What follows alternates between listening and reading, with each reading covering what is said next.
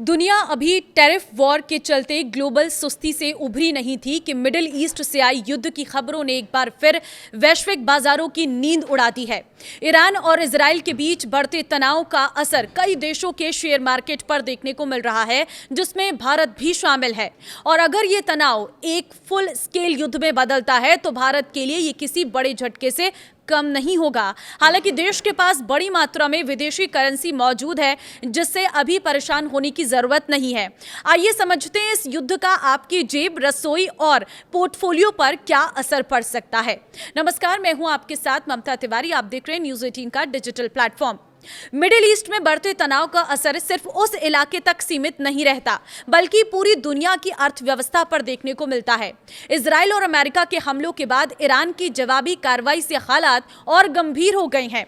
इस कार्रवाई में ईरान के सुप्रीम लीडर की मौत के बाद लगातार स्थितियां बिगड़ रही हैं। ऐसे में भारत के लिए यह समझना जरूरी है कि वो ईरान से क्या क्या आयात करता है और जंग की स्थिति में किन चीजों की कीमतें बढ़ सकती हैं। सबसे पहले भारत के लिए ईरान क्यों अहम है वो समझ लीजिए। भारत और ईरान के रिश्ते पुराने हैं। 1950 में दोनों देशों ने औपचारिक राजनयिक संबंध बनाए थे। 1970 के दशक के बाद व्यापारिक रिश्ते और मजबूत हुए। अमेरिकी प्रतिबंधों के बावजूद दोनों देशों ने कई बार वैकल्पिक भुगतान व्यवस्था अपनाई, जिसमें रुपया रियाल तंत्र भी शामिल रहा। ईरान भारत के लिए ऊर्जा, समुद्री व्यापार मार्ग और मध्य एशिया तक पहुंच के लिहाज से अहम देश है। इसी वजह से भारत ने ईरान के चाबहार बंदरगाह में निवेश किया है, जो अफगानिस्तान और मध्य एशिया तक सामान पहुंचाने का एक रणनीतिक रास्ता है। भारत ईरान से क्या क्या आयात करता है? पहला, कच्चा तेल। ईरान कभी भारत के लिए प्रमुख तेल आपूर्तिकर्ता रहा है। अमेरिकी प्रतिबंध के बाद आयात में कमी आई, लेकिन वैश्विक बाजार में ईरान से सप्लाई बाधित होने पर अंतर्राष्ट्रीय तेल कीमतें बढ़ सकती हैं। इसका सीधा असर भारत में पेट्रोल डीजल की कीमतों में बढ़ोतरी के साथ हो सकता है। दूसरी चीज है पेट्रोकेमिकल और केमिकल उत्पाद। भारत ईरान से कुछ खास पेट्रोकेमिकल्स और औद्योगिक केमिकल्स की भी मांगता है। इसका इस्तेमाल प्लास्टिक, उर्वरक, दवा और मैन्युफैक्चरिंग सेक्टर में होता है। सप्लाई रुकने पर उत्पादन लागत बढ़ सकती है। अब तीसरी चीज है सूखे मेवे और फल। ईरान से पिस्ता, खजूर, केसर और कुछ अन्य सूखे मेवे भारत आते हैं। इसके अलावा सेब और कीवी जैसे फल भी आयात होते हैं। जंग की वजह से सप्लाई चेन बाधित होने पर इनकी कीमतें बढ़ सकती हैं। चौथी चीज है कांच और अन्य औद्योगिक सामान। कुछ खास ग्लासवेयर और औद्योगिक उत्पाद भी ईरान से भारत आते हैं। इसका असर सीमित हो सकता है, लेकिन कीमतों में बढ़ोतरी से छोटे उद्योग प्रभावित हो सकते हैं। तेल सप्लाई और हॉर्मुज स्ट्रेट का खतरा। भारत की ऊर्जा सुरक्षा का बड़ा हिस्सा खाड़ी क्षेत्र से जुड़ा है। स्ट्रेट ऑफ हॉर्मुज दुनिया के सबसे अहम तेल मार्गों में से एक है। भारत के कुल कच्चे तेल आयात का बड़ा हिस्सा इसी रास्ते से आता है।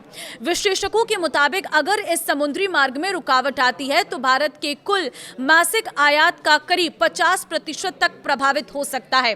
इससे अंतर्राष्ट्रीय बाजार में तेल महंगा होगा और भारत का आयात बिल बढ़ेगा। भारत के लिए इतना अहम क्यों है हॉर्मुज स्ट्रेट? तो देखिए, ईरान और ओमान के बीच स्थित हॉर्मुज दुनिया का सबसे महत्वपूर्ण तेल मार्ग है। भारत अपनी जरूरत का अधिकतर कच्चा तेल सऊदी अरब, इराक, कुवैत और यूएई जैसे देशों से मंगवाता है, जिसका बड़ा हिस्सा इसी रास्ते से आता है।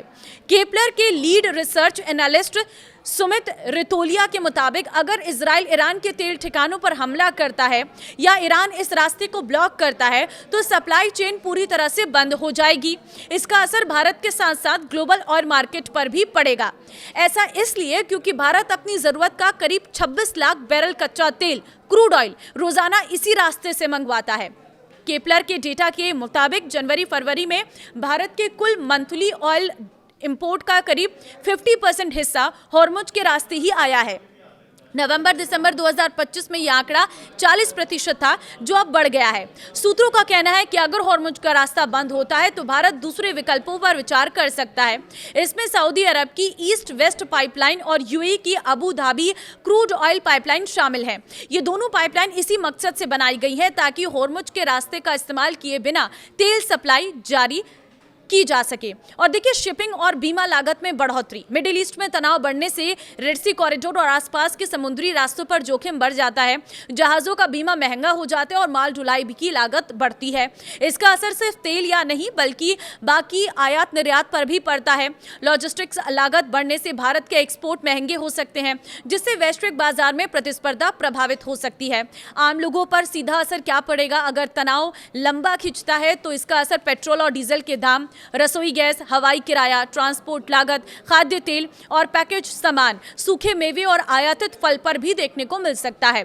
ऊर्जा महंगी होने से लगभग हर सेक्टर की लागत बढ़ती है, जिससे महंगाई बढ़ सकती है। तो तैयार रहिए, अगर ये जंग बढ़ती है तो इन सब चीजों के रेट बढ़ सकते हैं और इनके रेट बढ़ने से आपके जेब से पैसा अधिक जाएगा। तो बस प्रे करिए कि ये जंग यहीं पर समाप्त हो जाए। वैसे भी जंग से किसी का भी भला नहीं हुआ, बल्कि इससे बाकी देशों को भी बड़ा नुकसान होने वाला है। तो इस वीडियो को शेयर कर देना हर व्यक्ति के साथ, ताकि आने वाले समय में महंगाई को किस तरह से उनकी जेब पर असर डालने वाली है वो उनको पहले से ही पता चल सके। नमस्कार।